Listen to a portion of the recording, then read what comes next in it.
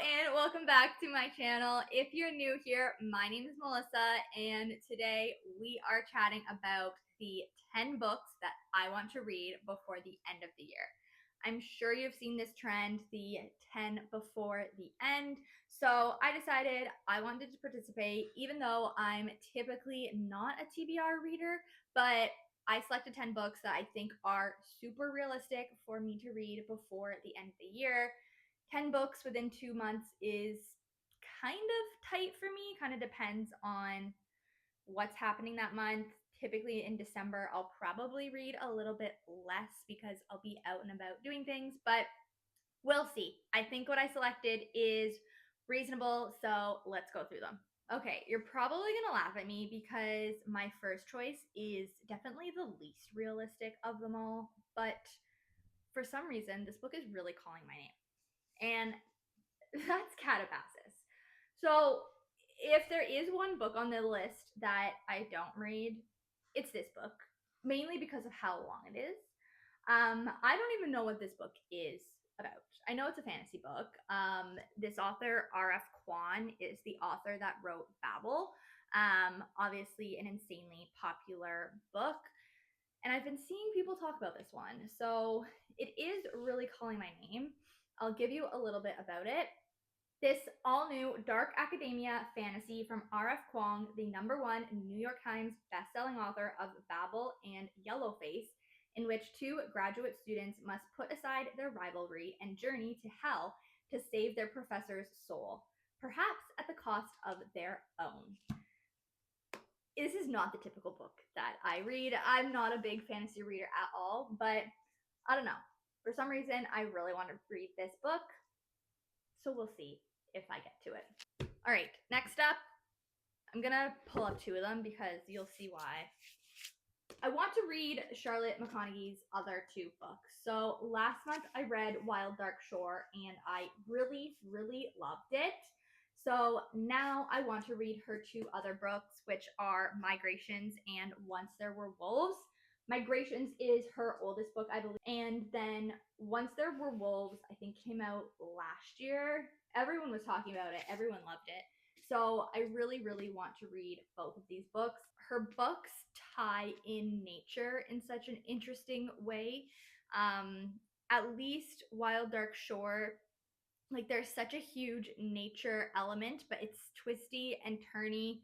It's not a thriller. It's not like a fiction. It's a mix.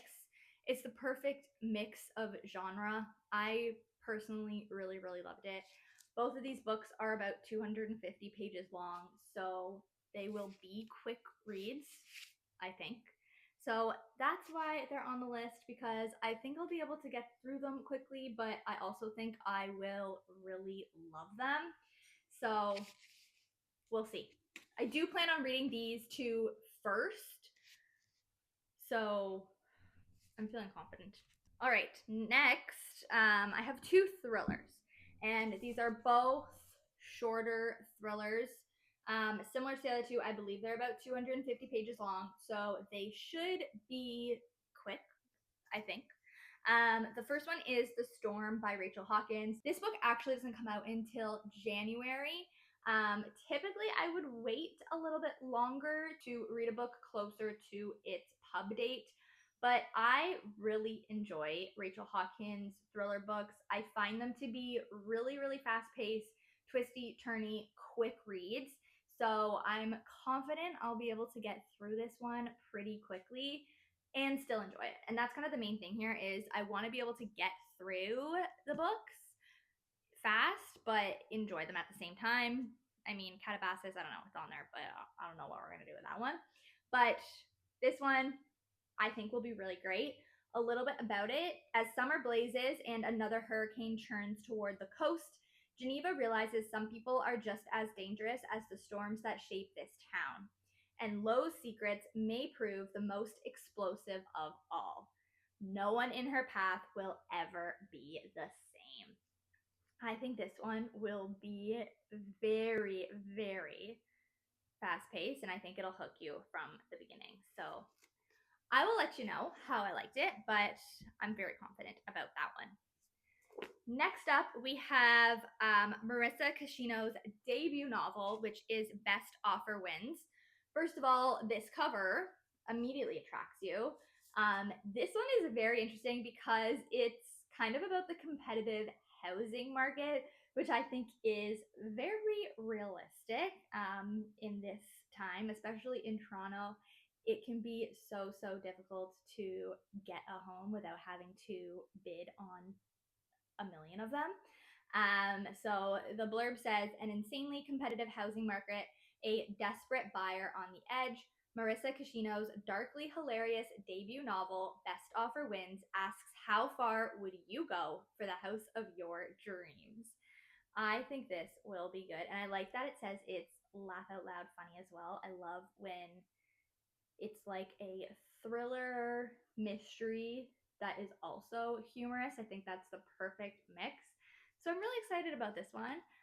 It comes out in November, and so I will let you know how I like it. Next is where I kind of go a little bit off the rails. So that's the first 5 books. So we have 2 thrillers, 2, I don't know how you describe Charlotte McConaughey's books, fiction slash mystery, and a fantasy book.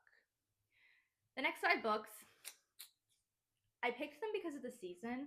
I'm not confident that I will read all of them. These 5, very confident. These 5, not very confident. So we have 5 holiday romance books. I don't typically love holiday romance books, but I know in December that's what I'm going to want to read. So, first up, we have Christmas Sweater Weather by Jacqueline Snow. Little bit about this one. I've had this one for a long time. I don't know why I haven't read it in past Decembers, but Christmas is both naughty and nice this year when a single dad and his best friend's sister celebrate with some secret, steamy romance and festive fun. I don't know why I picked this one. Okay, I mean, I picked it, so it's on the list, but it sounds a bit too cheesy for me. I don't know. We'll see. We'll see. Next, we have The Secret Christmas Library by Jenny Colgan. Bit about this one. A treat for book lovers and treasure hunters alike, The Secret Christmas Library serves up a delicious mystery with a hint of romance and plenty of holiday spirit. Oh, this is a mystery, not a romance. Or it has a hint of romance. It's not cheesy romance. Okay, this one I will definitely read. This is at the top of the list of these 5, and I think this will be very cute. I don't know that I've ever read a Christmas mystery. Actually, that's a lie. A Mistletoe Motive by Anita Prose is set during the holidays, but it's very short. It's a novella. So I'm very excited for this one now. I take back what I said about this stack of 5. This one will be good. All right, next up we have Window Shopping by Tessa Bailey. I got this book last year with every intention to read it during the holidays, but I never did. 2 weeks before Christmas, and all through Manhattan, shop windows are decorated in red and green satin. Stella is standing alone outside a famous department store when a charming man asks her opinion on the decor. So essentially, and I've kind of read this blurb a few times, but Stella is down on her luck. She has a difficult past, and then the owner of this store asks her to start working for the store and to decorate their windows. And then I'm assuming one thing happens after another. You all know Tessa Bailey. Hopefully, nothing happens in the windows. All right. Next, this one came out a few years ago. Same thing. I've had it for a long time. Don't know why I haven't read it. Possibly because it's like extremely long for a holiday romance book. I'm like I'm trashing on these books, and I'm the one that picked them for my 10 before the end. But oh well. A bit about this one: a laugh out loud, opposites attract romance about 3 of the world's most beloved seas: Christmas, coffee, and cats. I don't know if I'll love this book. Like I said, I don't love the kind of cheesy holiday romance books, but maybe it'll be exactly what I need to get into the holiday mood, and I'm sure it will be cute and cozy. Really, I just want to read it because it's been on my shelf for so long and it deserves to be read. Lastly, probably out of the holiday romances, not counting the mystery one, this one is the one I'm most excited for. It is The Gingerbread Bakery by Lori Gilmore. I haven't read any books by Lori Gilmore, but everyone loves them. They're known as like super cozy romances. I like that they all are set, or not set, but I like how they all kind of have like food themes. So obviously this one is gingerbread. Her really popular one is the pumpkin spiced cafe. And then I believe she has like a strawberry shortcake or pancake or something like that. So I love kind of that theme. A little bit about this one: a small town, spicy, festive romance. As the snowflakes fall and with romance in the air, will Annie see that the one she loves to hate might just be her perfect match after all? I mean, the cover of this one is kind of just perfect for the holiday season. So we'll see. I'm I'm hopeful that I'll enjoy it. So those are my 10 books that I want to read before the end of the year. The ones that I feel most hopeful about are the 2 Charlotte McConaugheys, the 2 thrillers, the mystery, The Secret Christmas Library, and I'll throw the Gingerbread Bakery in there because I think that one will be good as well. So that is 1, 2, 3, 4, 6. So 60% of my list I feel good about. The other 40% I'm skeptical, but we'll see. I feel like I've selected a reasonable list. A lot of these books are pretty short. Um, so we'll see. We'll see if I get to it. I'll update you next month on my progress.